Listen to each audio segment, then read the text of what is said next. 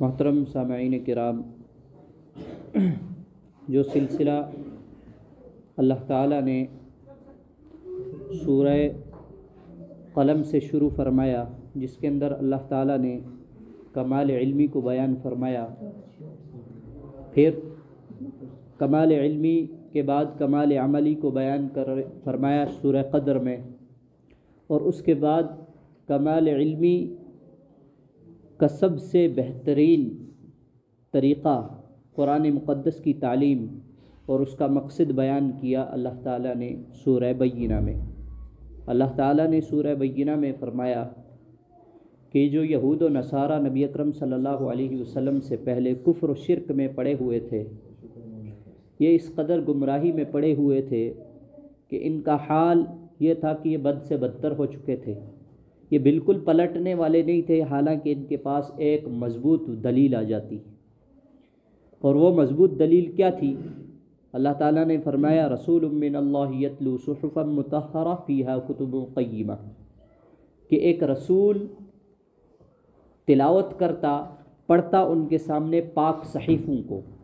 وہ پاک صحیفے کیا؟ قرآن مقدس، کہ ان صحیفوں میں پاک مضبوط کتابیں، درست اور معتدل کتابیں یعنی احکامات لکھے ہوئے ہیں۔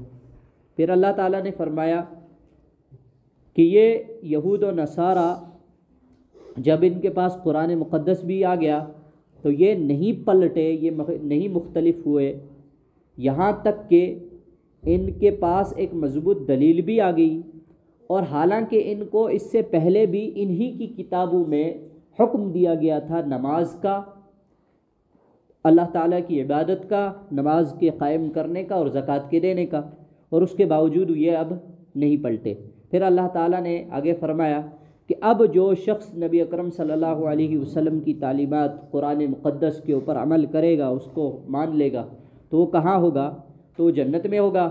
اور شروع میں جہنم والوں کا ذکر فرمایا کہ بے شک جو نہیں مانیں گے اس قدر واضح دلیل کے بعد ان کا کیا انجام ہوگا، کہ اللہ تعالیٰ فرماتے ان الذین کفروا من اہل الکتاب والمشرکین فی نار جہنم خالدین فیہا اولئک هم شر البریہ، کہ یہ لوگ جہنم میں ہمیشہ ہمیشہ رہیں گے، اور اس قدر وہاں رہیں گے کہ یہ بدترین مخلوق ہے، ان کا ٹھکانہ ہی وہی تھا۔ اور جنت والوں کا، چونکہ میں نے آپ کے سامنے عرض کیا تھا کہ اللہ تعالیٰ کی عادت ہے قرآن مقدس کے حوالے سے کہ جہاں بھی کفار و مشرکین کا انجام بیان کیا، فوراً مسلمانوں کو، مومنین کو تسلی دینے کے لیے ارشاد فرمایا کہ گھبراؤ نہیں، بلکہ ایمان والوں کے لیے اس سے زیادہ اللہ تعالیٰ کی رحمت وسیع ہے۔ وہ کیا ہے؟ ان الذین آمنوا وعملوا الصالحات خالدین فیہا، ان الذین آمنوا وعملوا الصالحات اولئک هم خیر البریہ، کہ بے شک بہترین مخلوق ہے وہ جس کو اللہ تعالیٰ نے پیدا کیا، جو ایمان لائے اور اعمال صالحہ کیے۔ وہ کہاں ہوں گے؟ جزاؤہم عند ربہم جنات عدن تجری من تحتها الانہار خالدین فیہا ابدا، کہ جنت والوں کے لیے صرف فرمایا کہ وہ ہمیشہ ہمیشہ جہنم میں رہیں گے، مگر جنت والوں کے لیے فرمایا کہ ابداً ابدا رہیں گے، کہ جنت والوں کو یہ شبہ ہو جاتا کہ جنت تو خالدینہ ہے، ہمیشہ ہمیشہ کی ہے، اب ہم اس میں کیا رہیں گے ہمیشہ؟ تو اللہ تعالیٰ نے اضافی طور پر فرمایا ابدا، کہ ہمیشہ ہمیشہ رہیں گے۔ اور کیا کہ یہ کیوں ہوا؟ کہ اللہ تعالیٰ ان سے راضی ہوا اور وہ اللہ تعالیٰ سے راضی ہوئے، اور اللہ تعالیٰ راضی ہوتا ہے جن سے جہنم سے انہی کو بچاتا ہے، جنت انہی کو عطا کرتا ہے۔ وہ کون لوگ ہیں؟ ذالک لمن خشی ربہ، جو اللہ تعالیٰ سے یعنی اپنے رب سے ڈرنے والے ہیں۔ بہرحال اب اس کے بعد ایک سلسلہ شروع فرما رہے ہیں اللہ تعالیٰ۔ ان 4 صورتوں میں قیامت، آخرت کا ذکر ہے۔ سورہ زلزال میں قیامت سے پہلے یعنی قیامت کا نفخہ ثانیہ میں جو زلزلہ ہوگا اور اس میں جو واقعات پیش آئیں گے ان کا ذکر فرمایا، اور یہ فرمایا کہ کسی کا کوئی عمل چھوٹا ہو یا بڑا ہو چھپے گا نہیں، اس کو اس کا بدلہ مل کر رہے گا اور وہ دیکھ لے گا۔ سورہ عادیات میں اللہ تعالیٰ نے اس مضمون کو ذکر فرمایا کہ جس کے دل میں جو ہے وہ اس کو سامنے آ جائے گا، کوئی دل میں کوئی بات چھپی نہیں رہے گی، ایمان بھی نہیں، کفر بھی نہیں، نفاق بھی نہیں، اور ایمان کا اعلیٰ درجہ بھی نہیں۔ اور پھر سورہ قاریہ میں اللہ تعالیٰ نے ذکر فرمایا کہ بہرحال قیامت جب آئے گی تو وہاں ہر ایک کے اعمال کے بقدر اس کو ثواب ملے گا. کسی کا یہ نہیں ہوگا کہ عمل اس کا ضائع کر دیا جائے گا، عمل تو زیادہ ہوگا ثواب کم ملے گا، جو ہے نہیں، بلکہ اعمال کے بالکل بعین اس کو اس کی جو ہے یا تو جزا ملے گی یا سزا ملے گی. اور پھر سورہ تکاثر میں اللہ تعالیٰ فرماتے ہیں کہ جو یہ جو قیامت ہے، قیامت سے پہلے قبر بھی ہے، وہ بھی عالم برزخ ہے. بہرحال اللہ تعالیٰ نے سورہ زلزال میں فرمایا بسم اللہ الرحمن الرحیم اذا زلزلت الارض زلزالها، جب ہلائی جائے گی زمین، خوب زور سے ہلایا جانا.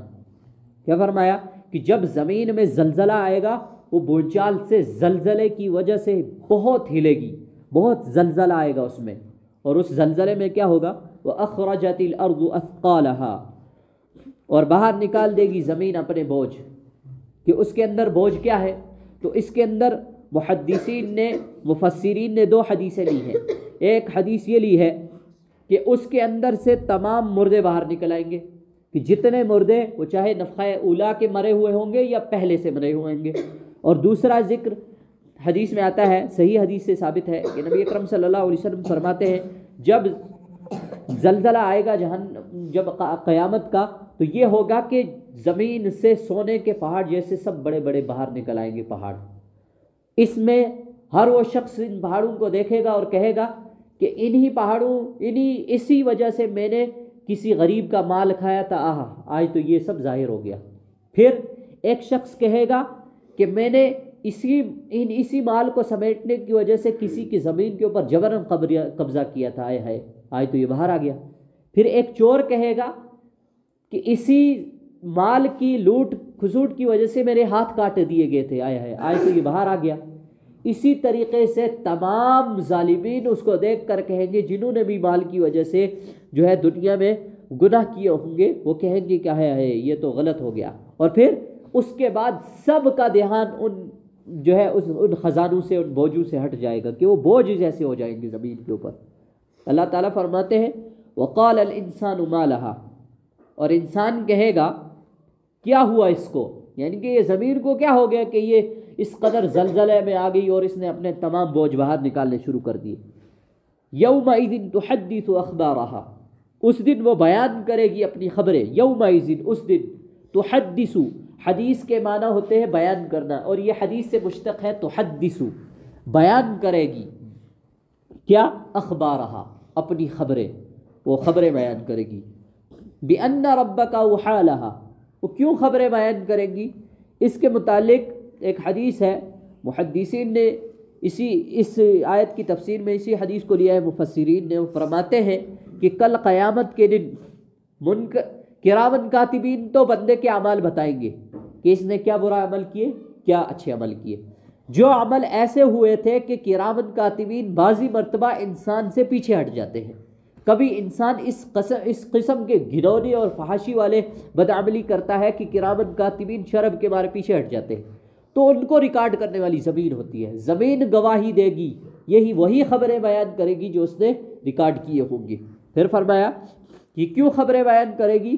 بِأَنَّ رَبَّكَ أَوْحَىٰ لَهَا، اس لیے کہ بلا شبہ آپ کا رب حکم کرے گا، کہ بلا شبہ اللہ تعالیٰ کا حکم ہوگا اس زمین کو. یومئذ یصدر الناس اشتاتا، اس دن لوٹیں گے لوگ متفرق، الگ الگ ہو کر. کیسے لوٹیں گے؟ جب نفخہ ثانیہ یعنی دوسری مرتبہ سور پھونکی جائے گی، اس کے بعد زلزلہ ہوگا، زلزلے میں تمام لوگ، زمین اپنی بوجھ کو باہر نکال دے گی.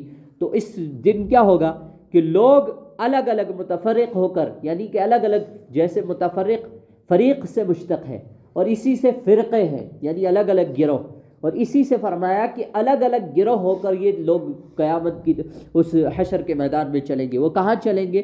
اللہ تعالیٰ کے حضور میں. نیک لوگ الگ چلیں گے، بد اعمال الگ چلیں گے. نیک لوگوں میں اچھے اعمال کرنے والے اعلیٰ درجے کے نیک لوگ الگ چلیں گے، اور بد اعمالیوں میں نچلے طبقے کے جہنمی الگ چلیں گے.